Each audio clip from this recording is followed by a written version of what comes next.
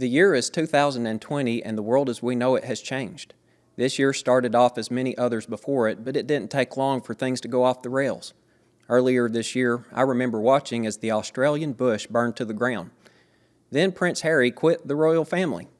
Not long after, Kobe Bryant died in a tragic helicopter crash. The President of the United States was impeached. George Floyd died at the hands of the Minneapolis police, sparking nationwide protest and riots. Kim Jong-un died, but then he wasn't really dead. Murder hornets invaded the U.S. while a plague of locusts ravaged Africa and Europe. And in the meantime, a Saharan dust storm swept the entire globe. And all of this went on as the COVID-19 pandemic spread out of control.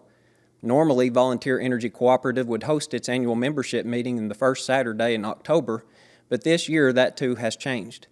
Hello, my name is David Murphy. I'm the Vice President of Marketing and Economic Development at VEC. I would like to welcome you to the 84th Annual Membership Meeting of your Volunteer Energy Cooperative, the first ever online virtual membership meeting.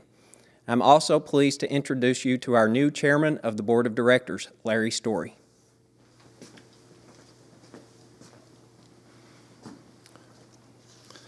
Hello, everyone. I want to welcome you to the 84th Annual Meeting of Volunteer Energy Cooperative. My name is Larry Storie, and it is my privilege to serve as Chairman of your Cooperative's Board of Directors. At this time, I will officially call the meeting to order. Presentation of the flag. The flag has been presented. Please stand and let us recite the pledge. I pledge allegiance to the flag of the United States of America and to the republic for which it stands, one nation, under God, indivisible, with liberty and justice for all. Thank you. To deliver our invocation this morning, we welcome the Reverend Will Connor.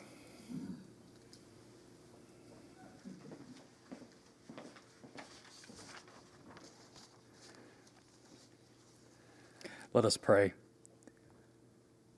Lord, I come to you on behalf of the directors, staff, and members of the Volunteer Energy Cooperative who seek to do their work under your guidance and blessing. In the Psalms, I recall that you are the shepherd who leads and guides even when we are in the darkest valley. This meeting has been postponed and reconfigured due to the coronavirus pandemic that is our darkest valley. As we are meeting, many of those who work for and are served by this cooperative and their families are suffering from COVID, and many others are grieving the lives of those lost by this terrible virus. In the midst of this heartbreak and pain, I ask that you lead those who mourn to green pastures, and you lead those in need of healing beside still waters. Meanwhile, the work of this cooperative must continue to provide energy and build-outs of high-speed internet to help keep a hurting community connected and warm during this time. I ask for your blessing upon those who gather to do the business of this energy cooperative. I ask for your blessing on all the employees and their families as they work on behalf of their communities. Protect all who gather and grant mercies of health to all working and serving. And for this meeting, I ask your guidance. Bless these proceedings and strengthen those who labor. I offer this prayer in the name of the one who loves us. Amen.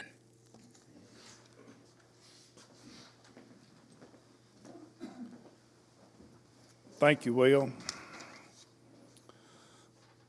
At this time, I want to introduce the Secretary of Treasurer of the Cooperative.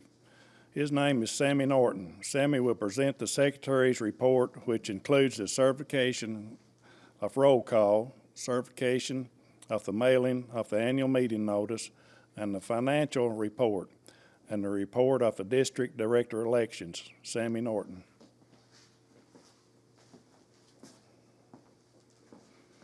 Hello. I, Sammy Norton, Secretary of Volunteer Energy Cooperative, do hereby certify that the total number of members on June the 30th, 2020 was 92,559. The total number of meters on June the 30th, 2020 was 119,284. I, Sammy Norton, as Secretary of Volunteer Energy Cooperative, certify that on August the 17th, 2020, members of the cooperative were mailed a notice of the annual meeting to be held at the Meigs Middle School in Decatur, Tennessee on October the 3rd, 2020, to consider reports and officers and directors to transact all business which may come before a cooperative at a regular annual meeting in accordance with Article 3, Section 303 of the bylaws. At the July the 22nd Board of Directors meeting, the director discussed the possibility of postponing the annual meeting in response of the ongoing COVID-19 pandemic. At the August 26th Board of Directors meeting, it was decided to cancel the in-person meeting to promote the health and safety of our membership. And at the September the 23rd Board of Directors meeting, plans was established to conduct a virtual meeting online through the company's website. The update virtual meeting date was published on the VEC website and though on social media. A full financial report was included within the VEC's annual report. A copy of that report can be found on the VEC's website, www.vec.org. The financial report also be published in the next issue of the cooperative newsletter, Powerline. VEC directors' elections was scheduled to be held 3 districts this year. District 2, Bradley County, District 6, Bledsoe and Rhea County, District 8, Cumberland County West. There were 2 contested positions in this year's election, District 2, Bradley County, and District 8, Cumberland County West. In accordance with Article 4, Section 410 of the bylaws, in a voting district in which only one candidate has qualified, the nominating petition constitutes a written ballot. There were 3 candidates running for the position of director in Bradley County, incumbent Scott Humbard, John Buchanan, and David Cross. The total ballots cast in Bradley County was 1,906.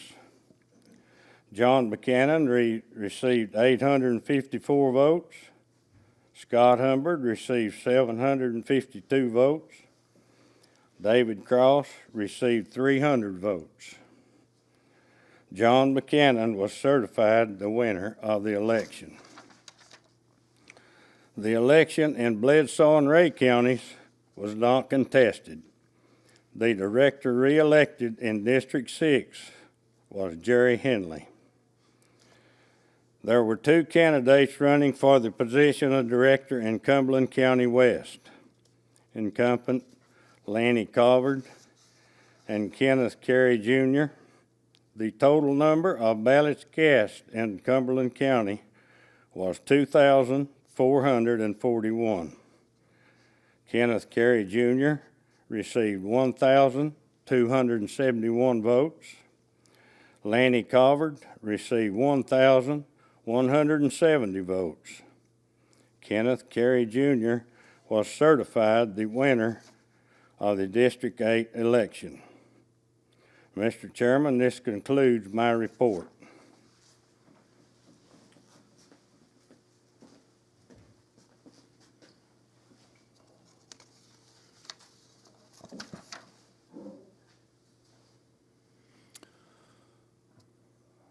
The bylaws outline the order of business at the annual meeting and call for a reading of the minutes of last year's meeting. I would like to call for a motion that we dispense with the reading of the minutes. Second. Second. It is moved and second that we dispense with the reading of the minutes of last year's annual meeting. All those in favor, let it be known by saying aye. Aye. Those opposed, let it be known by saying no. The ayes have it. Memorials. This year, the cooperative suffered the loss of numerous members of the volunteer energy family. Since the last annual meeting, employees Thomas Nelson, Bobby Randolph have passed away. VEC retirees Joe Paul Buchanan, James Brown, Carolyn McCracken, Ronald Keys, and Bill Buchanan have also passed away. We will remember Thomas, Bobby, Joe Paul, James, Carolyn, Ronald, and Bill for their work and commitment to the success of Volunteer Energy Cooperative. In their honor and in the honor of the United States troops serving overseas and at home, please join me in a moment of silence.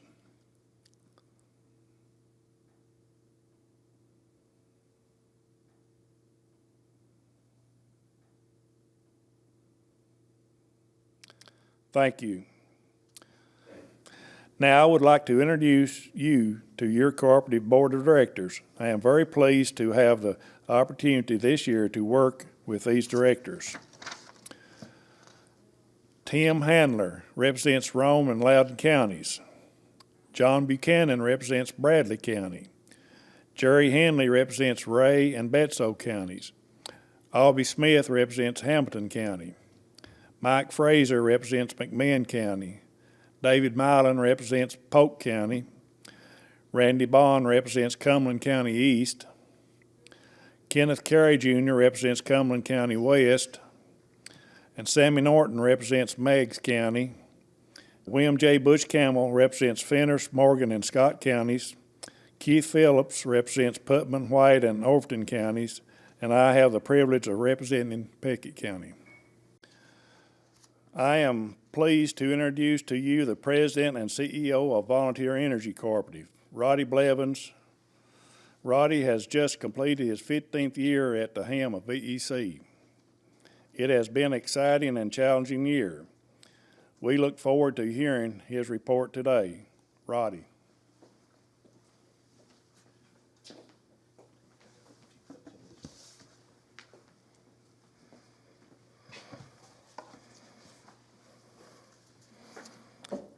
Hello, I'm Rody Blevins, President and CEO of Volunteer Energy Cooperative. I want to welcome you to the 2020 Volunteer Energy Cooperative Annual Meeting, the 84th annual meeting of our elective cooperative. I want to thank you for taking time to tune in to this year's annual meeting. 2020 has been an unusual year, to say the least. There have been many times this year when I questioned if we would even have an annual meeting. But the annual meeting is an important and unique part of your opportunity as a member, owner of Volunteer Energy Cooperative, and we didn't want you to lose the chance to participate in the business of the cooperative. Before I begin discussing the topics I would like to address today, I want to pause for a moment, thank our board of directors for their support and leadership. We discuss many of the same things year after year, but this year in particular, Volunteer has had one of the most challenging seasons that I can recall. Our board has done an exceptional job of leading us through these difficult times, and I, along with the many employees of VEC, appreciate their ongoing direction and support. Also, I want to offer a special thank you to the employees and staff of VEC who work so hard day in and day out, keeping the power flowing safely and reliably. This year has been a challenge for them as well, and they've done an exceptional job of meeting the challenge head on. Today I want to share some details with you about the progress VEC has made in 2020 and the challenges we will likely face in the coming years. I want to discuss the completion of our Vision 2020 plan, the current state of our broadband deployment, the TVA's wholesale rates and how they impact you as a ratepayer, and what VEC is doing to lower rates. In 2015, the VEC Board of Directors and our executive team developed a strategy of progressive system upgrades that later became known as the VEC Vision 2020 Plan. The plan called for a number of improvements that would help maintain the integrity of our power system and allow VEC operations to remain strong, reliable, and functional into the next decade and beyond. Since speaking with you at the last annual meeting, I'm happy to inform you that the upgrades associated with our Vision 2020 plan are now complete. Since its start, we've upgraded or replaced all of our electric substations system-wide. Now the VEC substation fleet is one of the most technologically advanced in the entire nation. The substation upgrades have included the replacement of all electromechanical relays and with solid-state panels, the replacement of substation breakers and voltage regulators, conversion of system voltage from 12,000 to 25,000 volts. These conversions will improve reliability and system capacity of the VEC electric system for years to come. In addition to this, VEC has upgraded its computer network. We have upgraded our central phone system to utilize a more modern SIP platform, and we have enhanced our corporate website to improve functionality and responsiveness. In the past 5 years, we've created a Facebook page, an Instagram page, a Twitter account, and a crowd fiber website. All of these innovations will enhance our interaction with you, the members, and it will continue to improve the flow of information from us to you. In 2019, VEC undertook one of the most significant construction projects to date. Due to issues that arose in Bradley and Polk counties, resulting from the aging TVA infrastructure there, the VEC Board of Directors decided to construct a new transmission line to connect the Benton substation with the Ocoee substation. This new transmission circuit will provide improved reliability in Polk and Bradley counties for years to come. We also started a new transmission project on the plateau. This project will eventually connect the Campbell Junction substation with the Grimsley substation, with all new and improved transmission circuits. In previous years, I've spoken about the cooperative's efforts to expand its service offering to include broadband internet. In 2017, we took initial steps to implement a broadband pilot in Bradley County. Today, I'm pleased to tell you that our broadband service has expanded from the pilot in Bradley County to include Hamilton, Meigs, McMinn, Roane, Cumberland, and Putnam counties. Since the initiation of our broadband pilot, VEC has been awarded 6 grants totaling over $13.3 million to aid the cooperative in the cost of our fiber optic network construction. The first grant came from the Appalachian Regional Commission, which awarded VEC a $1 million grant to provide broadband service to the Birchwood communities of Meigs and Hamilton County. The second grant came from the state of Tennessee through the Broadband Accessibility Act. The state awarded VEC a $1.3 million grant to provide broadband service in the Spring Creek community of McMinn County. In early 2020, the U.S. federal government passed an economic relief package in response to the COVID-19 pandemic. The legislation known as the CARES Act allotted funding to state governments for discretionary use to help mitigate the effects of COVID-19 was having on our communities. Governor Bill Lee's office decided to use part of Tennessee's share to create the Tennessee Emergency Broadband Fund, which would provide additional broadband grant opportunities to the service providers in the state of Tennessee. VEC applied to the Tennessee Emergency Broadband Fund on behalf of 3 communities: the 10-mile community of Meigs and Roane counties, the Ottawa-Georgetown Road community of Hamilton County, and the Cumberland Cove community of Cumberland and Putnam counties. To our delight, all 3 grant applications were approved. 10 Mile received a $2.8 million grant, Ottawa-Georgetown Road received a $1.1 million grant, and Cumberland Cove received a $3.3 million grant. The only impediment to receiving these 3 grants was the stipulation that all 3 projects had to be completed by December 15th, 2020. in order to be funded. As you might imagine, VEC crews are working tirelessly to make this happen. Shortly after the award of the Tennessee Emergency Broadband Fund, VEC was notified by the USDA that we would be receiving another award from the Reconnect Grant Program, an application submitted in early 2020. The grant will provide service to over 2,000 homes in southern Meigs County. The total grant from USDA will exceed $3.7 million. Construction of this project will begin in 2021. For anyone not inside one of the existing or proposed service areas, we want you to know that we're actively pursuing additional grants. Twin Lakes Telephone Cooperative, our broadband partner, is bidding on funds from the FCC Rural Development Opportunity Fund. We expect Twin Lakes to garner additional monies for our broadband program through this opportunity. VEC also plans to apply on additional USDA grants before the end of the year and on other grants throughout 2021. While things are looking up concerning the broadband program, we only ask that you remember the installation of a broadband network is a costly and time-consuming endeavor. Although construction of our fiber optic network is well underway, please remember that we serve 17 counties with over 10,000 miles of electric line. The installation process will be slow, so we ask for your patience as we continue to work. Over the past 5 to 10 years, we have routinely spoken about our concerns over the TVA wholesale rates. In 2013, TVA adopted a 10-year financial plan that called for wholesale rate increases of 2.5% each year. TVA executed these rate increases for 7 straight years. They argued the increases were needed to reduce their corporate debt.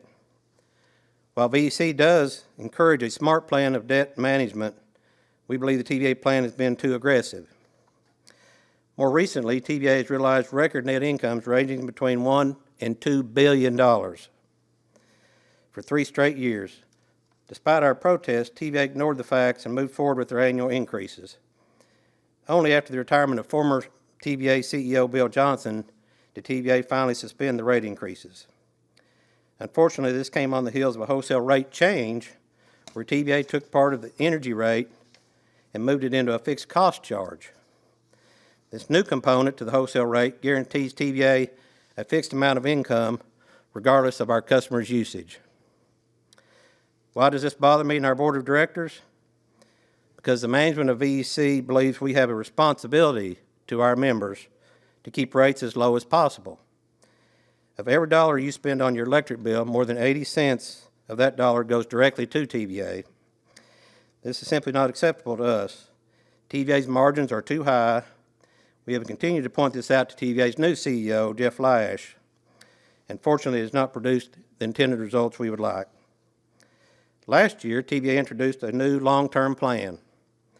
They presented an optional 20-year rolling contract to any power company willing to sign up as a TVA partner.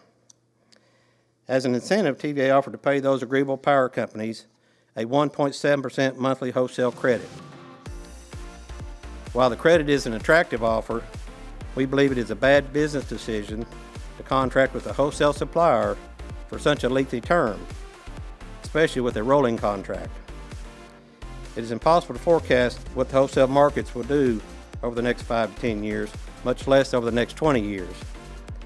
A 20-year commitment to TVA would essentially bind any power company signing it to TVA forever. Instead of signing the contract, VEC chose to research alternative power supply solutions. The findings of our research have been quite remarkable. Despite what they say publicly, TVA is now among the highest cost wholesale power suppliers in the southeast United States. TVA's average wholesale rate is 7.3 cents per kilowatt hour. 8 investor-owned utilities in the region were evaluated. Their average wholesale rate was 5.7 cents per kilowatt hour. We also looked at 2 regional transmission operators, PJM and MISO. Their average rates were 4.7 and 4.6 cents per kilowatt hour. To summarize, TVA rates are 35% higher than other regional suppliers and 22% higher even the private investor-owned utilities. Consequently, I spend much of my time reflecting on the relationship between VEC and TVA. The current magnitude of the TVA base rate has produced challenges for us all. And when viewed in conjunction with the new rate structure and its impact on low-usage consumers, VEC has found itself in a position where we must now weigh the burden being placed on our members against the cooperative's commitment to TVA as our power supplier. With that in mind, I initiated a request for proposal to determine what other power supply options exist. Responses to the proposals have revealed a strong potential to significantly reduce electric rates by getting power from other sources than TVA. Our current contract with TVA has a 5-year termination notice. VEC is seriously considering this information as we calculate what is best for the membership going forward. As we consider the various alternatives to TVA, VEC is working hard to keep rates as low as possible. We've installed generators at our service centers in Decatur, Crossville, Jamestown, and Benton. These generators are used to lower VEC's power consumption during TVA's peak period each month, which results in tens of thousands of dollars in monthly savings. We've also purchased and installed 4 megawatts of Tesla batteries in the Spring City substation. These batteries will be used for voltage control and to lower VEC's power consumption during the TVA peak period. We've also instituted a load reduction pilot for our commercial and industrial customers that produces savings for both the cooperative and those customers. All of this is being done to minimize our costs, an effort to keep our rates as low as possible. I want to thank you again for taking time out of your day to watch this virtual annual meeting. We hope that you remain safe, happy, and blessed throughout the upcoming holiday season. Thank you.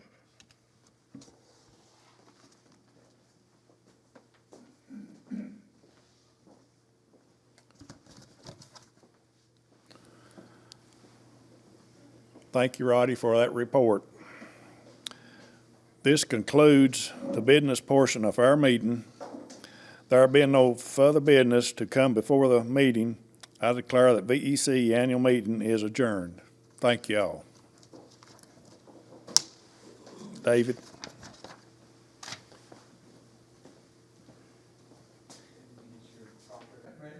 Thank you, Larry, Rody, and Board of Directors. We appreciate your time and the information that you provided during today's meeting. Normally, we would conclude the meeting with entertainment and a drawing for door prizes. Due to the online format we're using this year, we will not be providing any entertainment. However, if you registered for the meeting before starting the video stream, your name has already been included in a drawing for a door prize. If you failed to register, please take time to do so now. The registration link is included on the annual meeting page of the VEC website. This year, we will be giving away bill credit certificates ranging between $25 and $100. Names will be chosen at random. If you win, we will call to notify you, and the bill credit will be applied to your account automatically. I want to thank you again for participating in this year's annual meeting. We hope by next October everything will be back to normal and we'll be able to see you all in person. Until then, be safe and God bless.